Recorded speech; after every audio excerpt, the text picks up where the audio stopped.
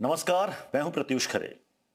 देवभूमि उत्तराखंड यूं तो शांत सा नजर आता है, लेकिन अपने अस्तित्व से लेकर अब तक कई बार राजनीतिक उथल पुथल और आजकल अपने सख्त नियम कानून को लेकर अक्सर सुर्खियों में रहता है। हमारे साथ मौजूद हैं उत्तराखंड के युवा और ऊर्जावान मुख्यमंत्री पुष्कर सिंह धामी जी, जो अपने कड़े फैसलों को लेकर अक्सर विरोधियों के निशाने पर रहते हैं। बहुत बहुत स्वागत है दामी जी आपका। धन्यवाद, नमस्कार। दामी जी, जैसा कि मैंने बताया कि आप अपने कड़े नियमों को लेकर, आपकी भूमिका एक इमेज सख्त प्रशासक की भी है और अक्सर इस वजह से आप विपक्षियों और विरोधियों के निशाने पर रहते हैं।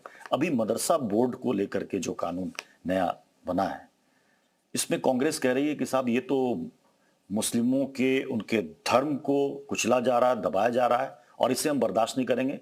जहां तक होगा लड़ेंगे, हम सड़कों तक उतरेंगे। देखिए प्रत्युष जी, हम लोग विधि व्यवस्था पर, भारत के संविधान पर आस्था और विश्वास रखने वाले और उसके अनुसार काम करने वाले लोग हैं। हमने जो भी काम किया है वो व्यवस्था के तहत, विधि के तहत और भारत के संविधान के अनुरूप किया है। मदरसा बोर्ड, इसमें अल्पसंख्यक शिक्षा में हम विधेयक लेकर आए हैं, जिसमें अल्पसंख्यक शिक्षा में उन सभी वर्गों को भी उस शिक्षा का लाभ मिलना चाहिए, सबको शिक्षा का अधिकार मिलना चाहिए।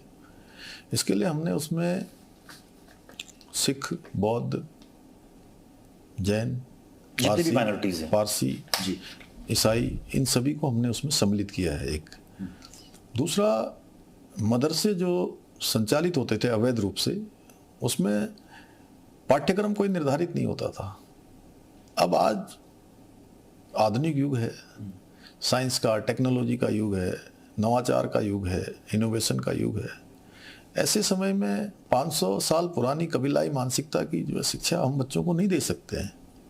सभी बच्चों को आगे आने का अधिकार है और हमने निर्धारित किया है कि 1 जुलाई 2026 के बाद जो भी मदरसे शिक्षा बोर्ड के द्वारा जो पाठ्यक्रम है, निर्धारित पाठ्यक्रम है, उस पाठ्यक्रम को नहीं पढ़ाएंगे तो उनकी मान्यता रद्द हो जाएगी। और इसके कारण से देखिए, एक तो ये होगा कि जो बहुत सारे आपराधिक टाइप के लोग संदिग्ध परिस्थितियों में रहते हैं, बांग्लादेश से आकर, कहीं अन्य स्थानों से आकर, जिनका इतिहास पुराना अच्छा नहीं रहा है, वो लोग भी इन मदरसों में कहीं ना कहीं जगह पाते थे। तो ये बंद होना चाहिए और बच्चों को देश के विकास की बातें बताई जानी चाहिए। देश के जो लोग इसे मजहब से या धर्म से जोड़ रहे हैं, वो फिजूल में जोड़ रहे हैं। बिल्कुल जी, हम देखिए, हम किसी के खिलाफ नहीं हैं और हम तो आदरणीय प्रधानमंत्री जी का सबका साथ, सबका विकास, सबका विश्वास और सबका प्रयास, इस मंत्र को आत्मसात करके हम आगे बढ़ रहे हैं। आई लव मोहम्मद को लेकर आजकल काफी विवाद चल रहा है। यूपी, उत्तराखंड, गुजरात, महाराष्ट्र, काशीपुर में हमने देखा कि वहां पर पुलिस की टीम पर हमला हो गया। क्यों इतना विवाद है? देखिए, बिल्कुल सोची समझी एक साजिश है उन्माद फैलाने की, दंगा फैलाने की। और आपको किसी से प्रेम है तो उसको अपने मन में रखिए, उसका बहाना बना के या उसको सामने रख के उन्माद करना। और विशेषकर हमारे त्योहारों के समय में, जब नवरात्र चल रहे थे, काशीपुर में भी, देहरादून में भी, हमने कानून ने अपना काम किया है। लेकिन वो कह रहे हैं कि कहीं लिखना मनाही थोड़ी जो है, कानून थोड़ी जो मना करता है कि कहीं आप मत लिखो। अगर हम आई लव मोहम्मद कह रहे हैं तो इससे किसी को क्या परेशानी होगी? नहीं, लिखने की क्या हो सकता है, आप मन में रखिए, आप करिए, आपको कौन मना कर रहा है। लेकिन आप इस तरह से जो है उन्माद फैलाएंगे तो वो तो ठीक नहीं है। कानून लेकिन वो दूसरे पक्ष को कहते हैं कि जय श्री राम, हर हर महादेव, जय महाकाल, ये सब लिखा होता है तो उस पर तो कोई आपत्ति नहीं दर्ज कराता। नहीं, लेकिन जय महाकाल वाले कोई उन्माद तो नहीं करते, दंगा तो नहीं करते। जय श्री राम कह रहे हैं तो कोई दंगा तो नहीं हो रहा है, कोई इस प्रकार से दूसरे लोगों को जो है परेशानी तो नहीं हो रही है, शांति भंग तो नहीं हो रही है। ये जो सरतन से जुदा के नारे जो लगाते हैं, इन्हें क्या कहेंगे आप? देखिए, ये मैं कहूँगा कि बहुत खराब मानसिकता है और इस प्रकार की मानसिकता नहीं होनी चाहिए। और ये देश जो है बहुत तेज़ी से आगे बढ़ रहा है आज प्रधानमंत्री जी के नेतृत्व में। जी, दुनिया में हमारा नाम हो रहा है, वैश्विक रूप से हमारी पहचान एक ऐसे देश के रूप में हो गई है जो 2014 से पहले नहीं थी। ये लोग किसी न किसी रूप में आकर देश के माहौल को खराब करना चाहते हैं। अभी एक पीलीभीत में एक मौलाना का बयान सामने आया है।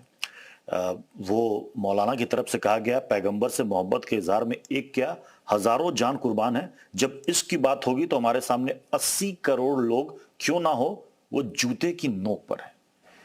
इन्हें आप कैसे समझाइए? ये वही लोग हैं जो मैंने कहा कि देश के संविधान पर जिनका विश्वास नहीं है, व्यवस्था पर जिनका विश्वास नहीं है, जो व्यवस्था को नहीं मानने वाले लोग हैं। व्यवस्था तोड़ने का काम, व्यवस्था खराब करने का काम, धार्मिक उन्माद फैलाने का काम, दंगा करवाने का काम, ये जो पहले होता रहा है अब रुका है। अच्छा, बुलडोजर एक्शन पर विपक्ष ये सवाल कर रहा है और मुस्लिम संगठनों की तरफ से भी ये सवाल किया जा रहा है कि जैसे ही कुछ इस तरह के घटनाक्रम होते हैं, बुलडोजर एक्शन होने लगता है, बुलडोजर गरजने लगता है। पहले क्यों नहीं पता चलता कि वहां पर अवैध कब्जा या अतिक्रमण है? जब कोई घटना घटती है, एफआईआर होती है, उसी के बाद आरोपियों के पास इतनी जमीन है कब्जाई हुई, ये पता चलता है। पहले क्यों नहीं पता चलता? नहीं, सबसे पहली बात तो प्रत्युष जी मैं आपको बताना चाहता हूं कि देखिए, ये अवैध कब्जा, अतिक्रमण, इसको कोई अच्छा तो नहीं मानेगा, कोई इसको वैध तो नहीं मानेगा। जब ये इलीगल है तो उस पर कार्रवाई तो होगी, और कार्रवाई विधि सम्मत होती है, और हमने विधि सम्मत कार्रवाई की है। और अभी तक 9000 एकड़ जमीन हमारे यहाँ मुक्त हो चुकी है। इस लैंड जिहाद को लेकर आपने एक बड़ी मुहिम की तरह आपने एक्शन किया है। देखिए, ये एक तरह से बहुत बड़ा देवभूमि के अस्तित्व के सामने संकट खड़ा हो रहा था, एक चुनौती बन रहा था कि जगह जगह जमीनों पर कब्जे हो रहे हैं। कहीं हरी चादर, नीली चादर, पीली चादर, कहीं चढ़ा दो आप, नीचे कुछ निकला नहीं उनके, वो अवशेष कुछ नहीं थे। जहां भी हटाया गया कोई अवशेष नहीं निकले हैं। तो एक सोची समझी कब्जे की नीयत से किया गया था, कब्जा हटाया गया, उसमें किसी को टारगेट करने जैसा कोई विषय नहीं है। ये ऑपरेशन कालनेमी जो है वो काफी चर्चा में आया था।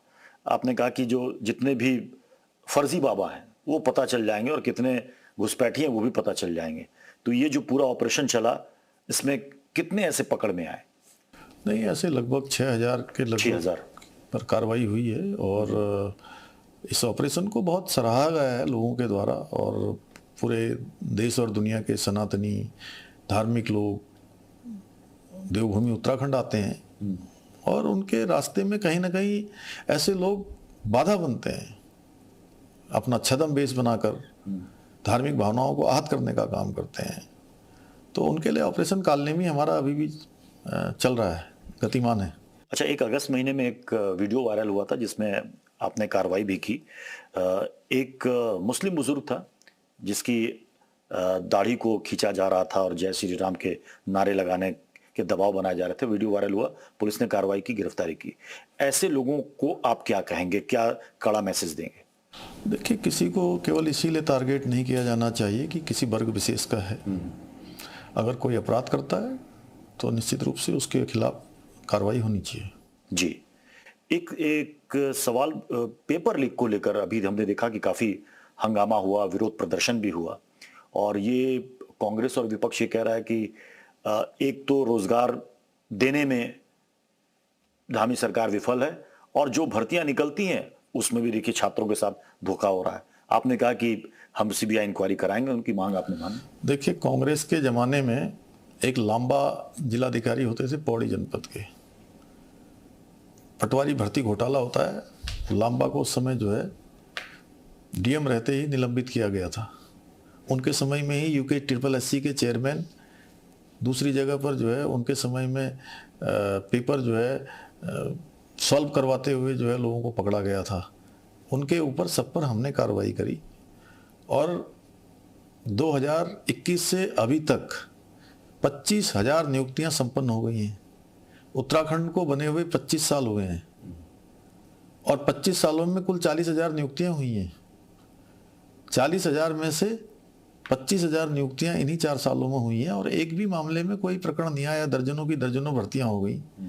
और जो हालिया जो प्रकरण आया है वो प्रकरण, कुछ गिरफ्तारियां भी हुई हैं उसमें, वो प्रकरण नकल का है, पेपर लीक का मामला नहीं है।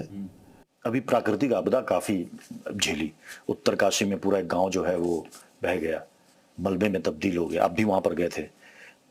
भविष्य को कहते हैं ना कि कोई भी घटना होती है या प्राकृतिक आपदा होती है तो एक सबक देकर जाती है।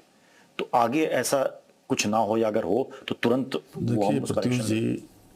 जी, ये आपदाएं देखिए, और इस प्रकार से बादल फटना, लैंडस्लाइड होना, ये वहाँ पर कोई ऐसा काम नहीं हुआ है, कोई ऐसा निर्माण कार्य नहीं हुआ, कोई इस प्रकार की चीज़ें नहीं हुई हैं कि जिसके कारण से वहाँ पर तात्कालिक रूप से ऐसा कुछ हो रहा है।